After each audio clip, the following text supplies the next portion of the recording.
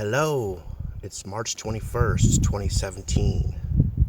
This is your loving companion, Shane, through our dream of the third dimensional reality known as time, space, and matter.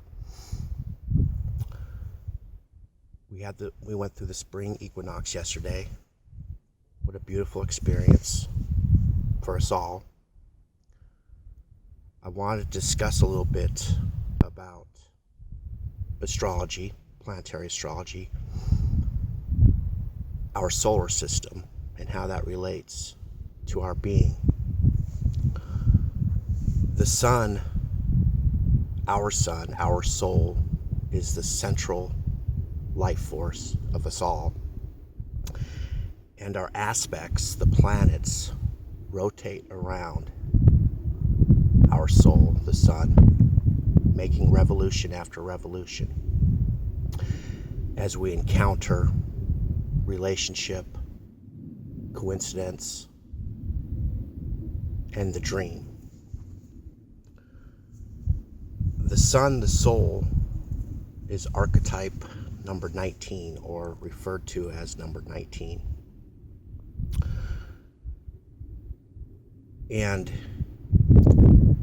a great rendition of the soul, the sun, number 19, is a man and a woman holding hands, and a child is between them, lifting his or her hands up towards the heavens as the great illumined sun rises in the east. It's a depiction of the promise that was made in the Garden of Eden, where consciousness, the being, split into two so that it could experience separation, and so that it could also experience relationship. And the mastery of relationship is what it's all about on planet Earth. Now, there's 8 planetary aspects that revolve around our central force, our life force, the sun. The 4 inner planets describe our being, our consciousness. The 4 outer planets describe the conscious awareness of the universe. And where the 4 inner planets and the 4 outer planets meet is known as the ring. And it's an asteroid belt that's in between Mars and Jupiter. And this region in our solar system, in between the inner planets and the outer planets, is known as Nibiru in Sumerian or Akkadian. Nibiru was the place of the crossing. And of course, that's where we're at now, the crossing, where individual consciousness meets universal consciousness. Okay. The 4 inner planets. Mercury is the closest planet to the sun. It revolves around the sun once every 88 days. Hence, you have the caduceus of Mercury. If you look at Greek depictions, you'll see and know the caduceus. Mercury is our message. It's the message of our consciousness. Venus, the second planet from the sun, is our image. And a common depiction of Venus, or our image, is the pentagram inside of a circle. That is because Venus, as it orbits around the sun, actually makes a pentagram. It's through this doorway, Daleth of Venus, that we experience our image and the image of creation. The third planet from the sun is Earth. Earth is the form. Of course, it's the form that we experience. And the important aspect of the Earth in formation is that we come to realize that formation is brought to us through inception, and inception happens through the merger of two opposites, male and female, light and dark. In fact, that's why the Earth has a northern hemisphere and a southern hemisphere. In the northern hemisphere, all the atmospheric flow moves from west to east, and in the southern hemisphere it moves from east to west. When the northern hemisphere is in the summer, the southern hemisphere is in winter, and vice versa. The fourth planet from the sun is Mars, and Mars is our energy. It's the energy that created consciousness. It's the energy that flows through everything, in everything. It is the energy that creates manifestation. In fact, this energy is so pronounced that if we look to the distant past of Mars, we find that there was once life there. And the life that was on the red planet, the red Earth of Mars, Adam, came to be seated on the planet Earth. So from energy, we had formation.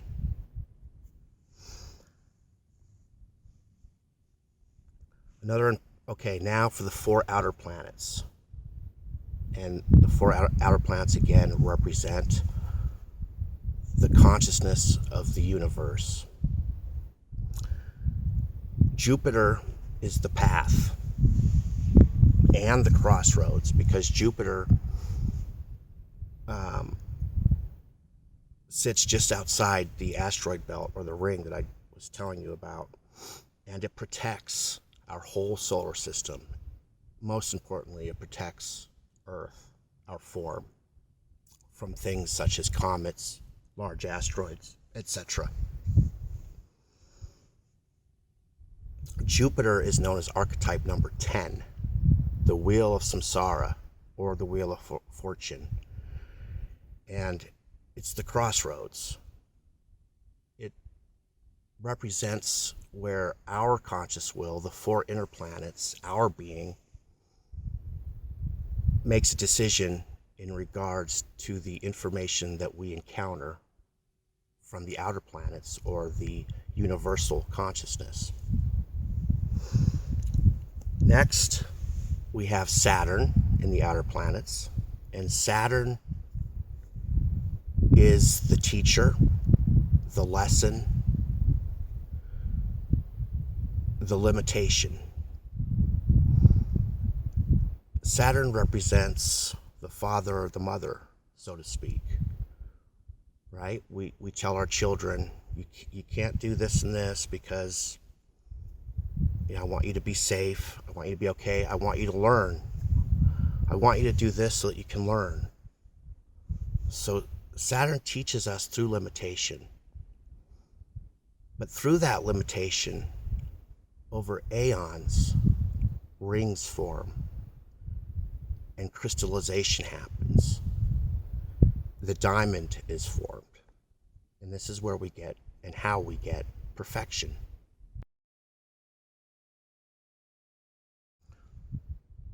Okay, the third outer planet, is Uranus.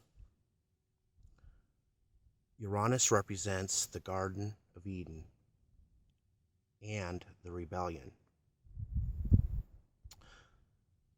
The rebellion happened between the serpent and the spirit. A great way to think of the spirit in this case is to think of it as time and space, or cycles. The cycle of incarnation. And our spirit rebelled. And that's an important factor to always consider. What is right and what is wrong? To know the difference between good and evil. That's the tree of knowledge in the Garden of Eden. And that's where the rebellion happened. The rebellion is encountered from experience, conscious experience. And when our eyes were opened, as they are now in conscious reality, in formation, in the third dimensional plane of Earth,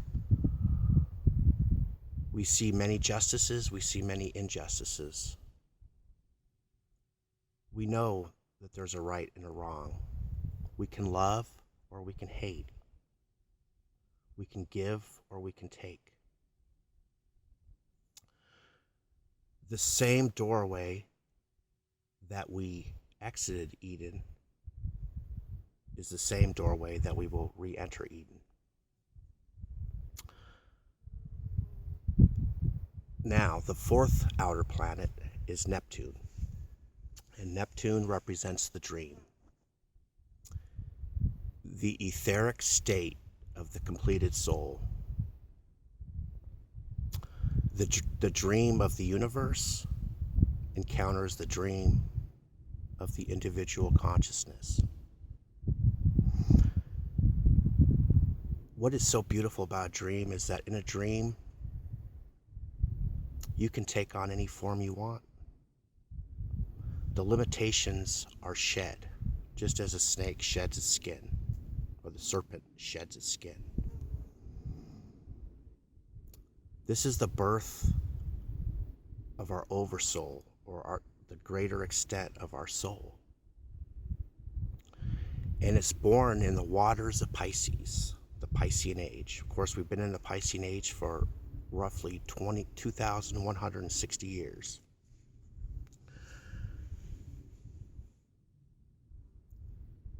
Neptune, Pisces, shows two fish that are bound by a silver cord. One fish wants to swim to Andromeda, the divine feminine. The other fish wants to swim to Aquarius, the divine masculine. That silver cord represents the limiting factor of the third dimension, of physicality, of limitation. The two fish are trying to break free from each other. But they also need each other, right? Life comes about, or life is conceived through the harmonization of two opposites, male and female, light and dark. So Neptune represents the key, and that's why Neptune is often depicted as Poseidon, or the one that holds the trident, representing male, female, and the Holy Spirit that's conceived from it. Okay, now that we're done with the brief explanation of the four inner planets, the four outer planets, I just want to mention one last thing on that. The 4 and the 4 is key. 4 times 4 equals 16. There are 16 elementary particles that make up the material world, the universe. The 17th particle is the Higgs boson particle, which was just discovered by the Large Hadron Collider. That's why archetype number 17 is known as the star, or the oversoul. It's formed from the merger of two opposites coming together in complete and beautiful harmony. That's why in archetype number 17, the depiction is of a beautiful maiden, Virgo actually, interestingly enough, holding a silver urn in one hand and a golden urn in another hand. The silver urn represents the moon, receptivity, female. The golden urn represents the sun, male, and decisiveness. And when they come together, they form a star. The earth is not a star yet. The earth does not radiate its own light into the cosmos. And that is really the goal of creation. Hence you have 4 times 4 equals 16. And then of course 17. Okay, now for the current astrology, late March 2017 going into April of 2017. April is going to be a key month, numerically speaking. You have the 4th month and then you have 17. 4 plus 17 equals 21, and 4 minus 17 equals 13. In Virgo, we have Jupiter right now, and it's actually in retrograde.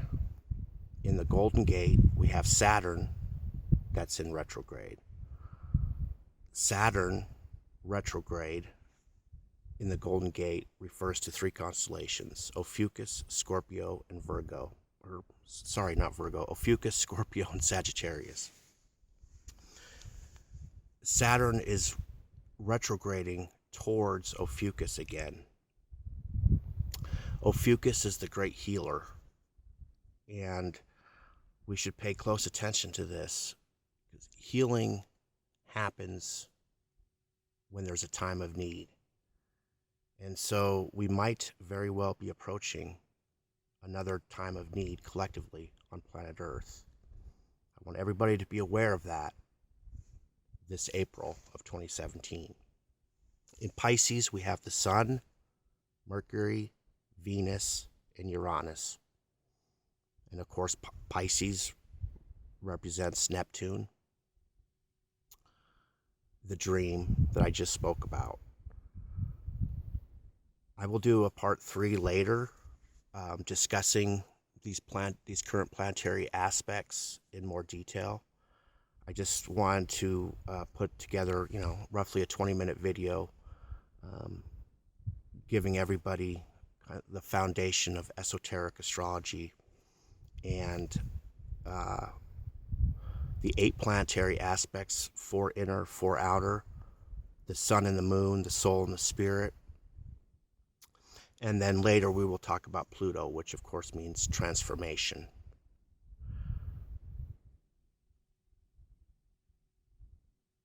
I would like to leave by saying to everybody that I love you, and we all love each other,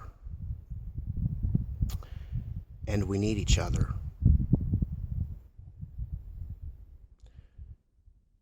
We're not alone in the universe. Look around you. And we wouldn't want to be alone. That's exactly why we split in the Garden of Eden. We wanted to experience. We want to experience other relationship. Listen, we've already all mastered self-love. That's the first step. That's the first step.